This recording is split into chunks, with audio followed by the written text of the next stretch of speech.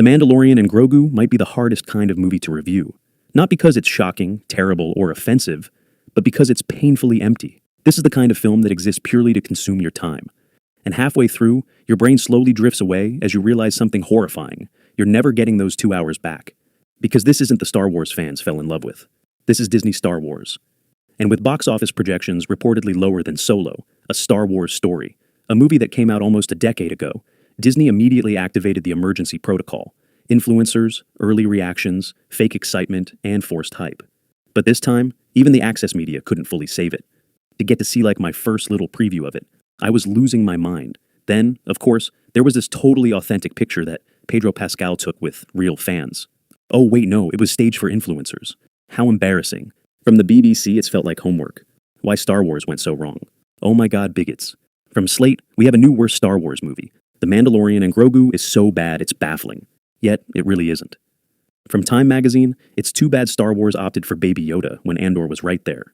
From Inverse, The Mandalorian and Grogu is barely a movie. Critics called it barely a movie, soulless, and homework.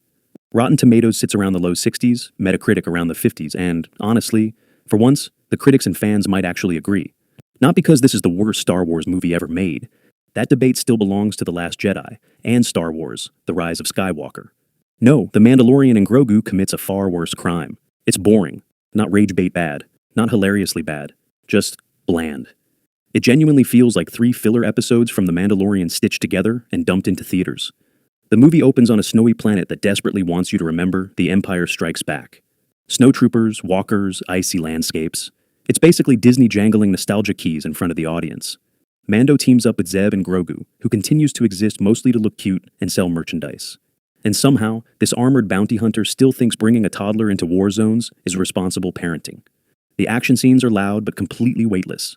Enemies appear, get wiped out instantly, and nothing that happens actually matters 5 minutes later. Then the plot kicks in, if you can call it that. Mando travels from planet to planet, chasing another mysterious Imperial warlord while meeting Hutts, rescuing random characters, and unlocking side quests like this is a live service video game. At one point, he literally gets a brand new Razor Crest replacement, which feels less like storytelling and more like Disney realizing they needed fresh toys on store shelves. And that's the entire movie, safe corporate content pretending to be an adventure. To be fair, it doesn't completely destroy Star Wars lore. In fact, compared to some recent Disney projects, it's surprisingly harmless. But harmless doesn't mean memorable. The only truly interesting idea is how weak and incompetent the New Republic is, which helps explain the rise of the First Order later on. Beyond that, no emotional stakes, no bold storytelling, no reason to care. And honestly, if this movie had released right after Season 2 of The Mandalorian, it probably would have been huge. Back then, Grogu was everywhere, and fans still believed Disney had a plan. Now, the excitement is gone. What The Mandalorian and Grogu really exposes is something far worse than fan backlash: apathy. People aren't angry anymore. They're just losing interest. And for Disney, that might be the scariest thing of all. Because when Hollywood runs out of ideas, nostalgia becomes the final weapon.